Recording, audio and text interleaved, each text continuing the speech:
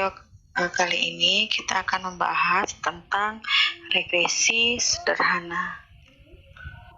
Istilah regresi ini pertama kali diperkenalkan oleh Francis Galton atau Sir Francis Galton itu pada tahun 1886.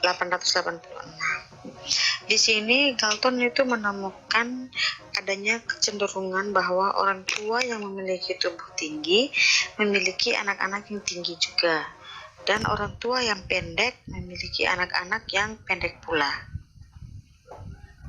Namun demikian, Galton mengamati adanya kecenderungan bahwa tinggi anak itu bergerak menuju rata-rata tinggi populasi secara keseluruhan.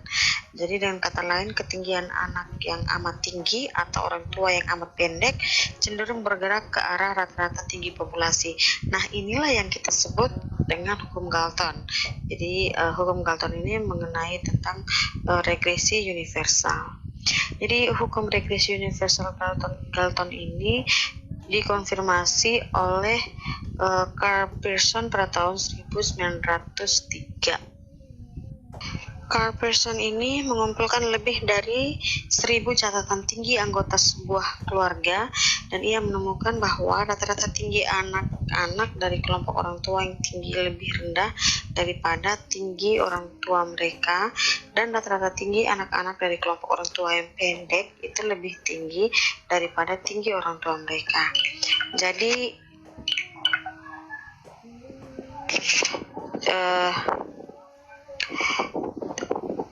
dengan meregres, anak-anak tinggi dan pendek menuju rata-rata tinggi semua orang. Di dalam bahasa Galton ini sering disebut sebagai regresi menuju mediokritas atau regression to mediocrity. Secara umum, analisis regresi ini pada dasarnya itu adalah studi mengenai ketergantungan variabel dependen dengan satu atau lebih variabel independen. Nah, tujuannya itu untuk mengestimasi atau memprediksi rata-rata populasi atau nilai rata-rata variabel dependen berdasarkan nilai variabel independen yang diketahui. Hasil regresi itu berupa koefisien untuk masing-masing variabel independen.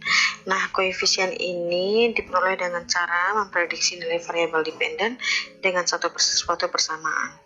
Jadi, koefisien regresi ini dihitung dengan dua tujuan. Pertama, meminimumkan penyimpangan antara nilai aktual dan nilai estimasi variabel dependen berdasarkan data yang ada. Dan yang kedua, itu tujuannya yaitu mengoptimalkan korelasi antara nilai dependen prediksi dan aktual. Regresi linear sendiri dibagi menjadi dua, yaitu regresi linear sederhana dan regresi linear berganda. Jadi yang membedakan kedua regresi ini yaitu variabel independen, di mana pada regresi sederhana variabel independennya hanya satu dan variabel dependennya juga satu. Jadi hanya ada dua variabel, satu dependen dan satu independen. Sedangkan dalam regresi berganda itu ada beberapa, satu, dua, atau tiga, atau lebih dari satu variabel independen dan satu variabel dependen. Untuk model dari regresi sederhana dapat kita lihat di sini, yaitu YI sama dengan beta 0 tambah beta 1 XI ditambah dengan EI ya, atau error atau galat yang kita sebut. Jadi kalau EI ini adalah nilai perubahan respon dalam amatan KI atau nilai dari variabel dependen. Kalau andaikan datanya time series, maka pada tahun KI. Kalau andaikan data cross section, maka ini bisa menjadi amatan KI. Nah,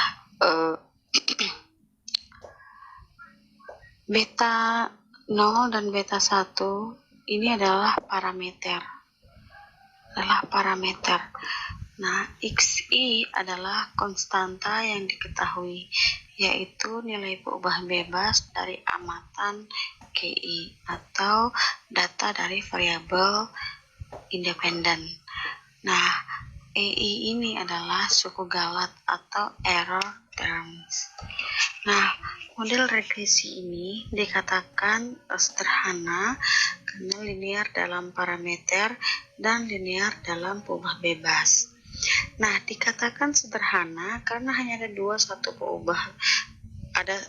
peubah bebas, ada dua variabel maksudnya, yaitu ada satu peubah bebas dan satu terikat. Nah, linear dalam parameter karena tidak ada parameter yang muncul sebagai salah satu eksponen atau dikalikan atau dibagi oleh parameter lain. Sedangkan linear dalam peubah bebas sebab peubah ini di dalam model berpangkat 1. Jadi tidak ada pangkat 2, bukan XI pangkat 2. Jadi ini hanya dipangkatkan 1.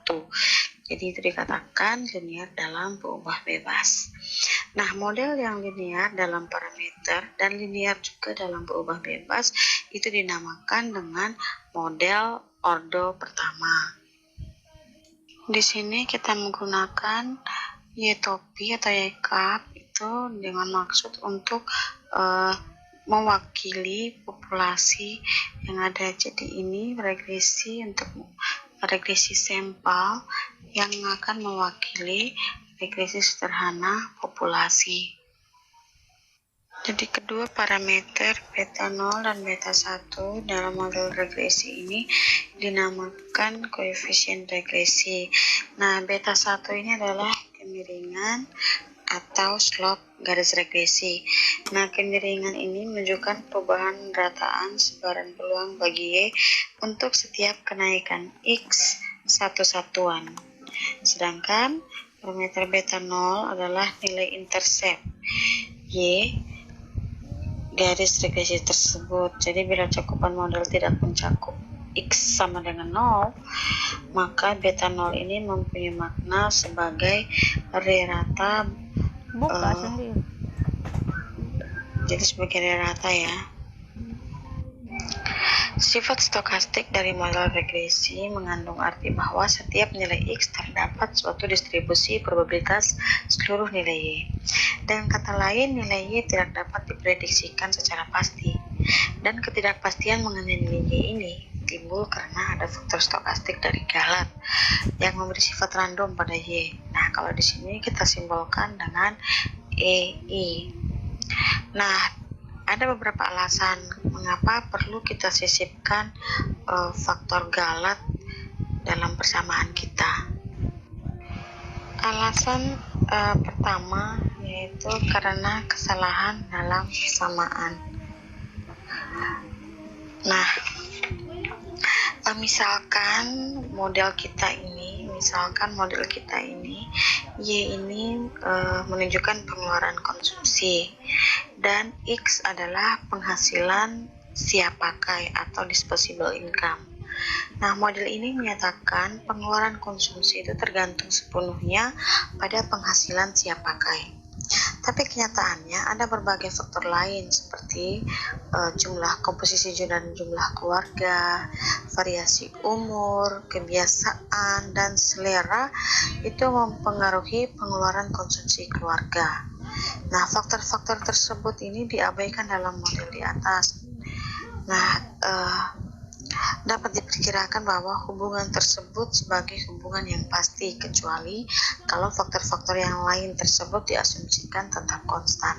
Nah, jika seluruh faktor lain itu dianggap konstan dan data yang dipakai hanya data X dan Y, maka model sederhana dapat menghasilkan hubungan yang pasti antara konsumsi dan penghasilan. Tetapi hubungan semacam itu tidak pernah ada dalam kenyataan. Jadi tidak selamanya disposable income itu yang mempengaruhi pengeluaran konsumsi. Jadi bisa saja karena ada selera seseorang atau dengan jumlah anggota keluarga yang bertambah. Jadi komposisi dan jumlah keluarga juga mempengaruhi sebenarnya berapa besarnya pengeluaran konsumsi. Jadi semakin banyak bisa diasumsikan semakin banyak jumlah keluarga pasti akan semakin besar juga pengeluarannya. Jadi penyisipan faktor Galat dalam model tersebut akan mewakili himpunan pengaruh dari seluruh variabel-variabel yang diabaikan tadi. Alasan berikutnya yaitu karena kesalahan dalam pengukuran atau kesalahan dalam variabel. Nah, alasan lain ini karena faktor galat itu dapat mewakili kesalahan-kesalahan dalam pengukuran, baik dalam pencatatan, pengumpulan, maupun dalam pengolahan data variabel X dan variabel Y. Jadi faktor galat ini mencerminkan kesalahan-kesalahan yang dilakukan dalam pengamatan. Alasan ketiga karena ketidaksempurnaan spesifikasi bentuk matematis model. Nah, bentuk persamaan yang sebenarnya itu mungkin bukan linear. Terdapat beberapa persamaan yang sesungguhnya termasuk dalam model tapi tidak dimasukkan. Pada hakikatnya itu fenomena ekonomi jauh lebih kompleks dari hanya sekedar suatu persamaan tunggal. Misalnya, harga barang selain menentukan jumlah yang diminta, harga barang juga itu bisa menentukan jumlah barang yang ditawarkan di pasar. Nah, dalam keadaan tersebut, mempelajari fenomena ekonomi itu tidak cukup dengan model persamaan tunggal. Faktor galat dapat menampung kesalahan, yaitu kesalahan karena ketidaksempurnaan spesifikasi bentuk model atau kesalahan yang berkaitan dengan jumlah persamaan model. Alasan keempat karena agregasi. Nah, seringkali yang kita gunakan itu adalah data agregat, contohnya konsumsi agregat, penghasilan agregat. Nah, data-data ini diperoleh dengan menjumlahkan besaran-besaran individual yang memiliki perilaku tidak sama dengan perilaku besaran agregat. Nah, agregasi data tersebut menimbulkan kesalahan dalam hubungan antar variabel. Nah, agregasi tersebut itu biasanya berupa agregasi rentang waktu, agregasi spasial, agregasi silang waktu atau cross section, dan sebagainya. Jadi dalam pembuatan model itu semaksimal mungkin memasukkan variabel-variabel penjelas ke dalam model sebagai variabel-variabel yang terpisah. Sedangkan sisanya itu diperuntukkan sebagai variabel gangguan atau variabel galat. Nah, penyisipan galat atau E1 tadi ke dalam model merupakan cara untuk memasukkan variabel yang berpengaruh namun sukar untuk dipisahkan. Jadi pengeluaran konsumsi Y yang variabel terikat tadi tidak hanya tergantung pada penghasilan siap pakai X, tetapi juga sejumlah faktor penyebab-penyebab lainnya dalam bentuk stochastic disturbance atau gangguan stokastik atau galat. Maka distribusi probabilitas Y dan sifat-sifatnya ditentukan oleh nilai X, dan distribusi probabilitas galat untuk melakukan spesifikasi model harus diperhatikan 3 hal, yaitu bentuk matematis hubungan antar variabel, terus distribusi probabilitas faktor galat, dan hakikat nilai-nilai variabel penjelas atau variabel bebas. Jadi, kalau dengan melihat garis regresi, jarak antara garis regresi dan titik observasi, inilah yang kita sebut dengan error atau galat. Nah, ini menunjukkan bahwa ada beda nilai sesungguhnya dengan nilai prediksi. Jadi idealnya itu kita berharap bahwa seluruh titik-titik berada pada garis, atau bisa saja pengaruh galat tadi itu sedikit. Jadi variabel yang ada dalam model itu sudah cukup baik untuk menjelaskan variabel dependen atau terikat.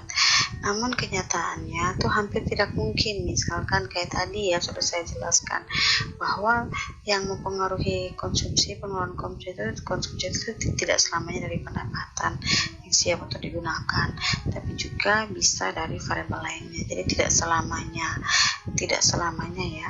Maka apa sih solusinya? Nah, solusinya adalah kita akan mencari garis dengan error yang paling kecil. Kalau andaikan semakin kecil galat atau errornya, maka akan semakin bagus variabel yang ada dalam model tersebut. Nah, bagaimana teknik yang akan kita gunakan?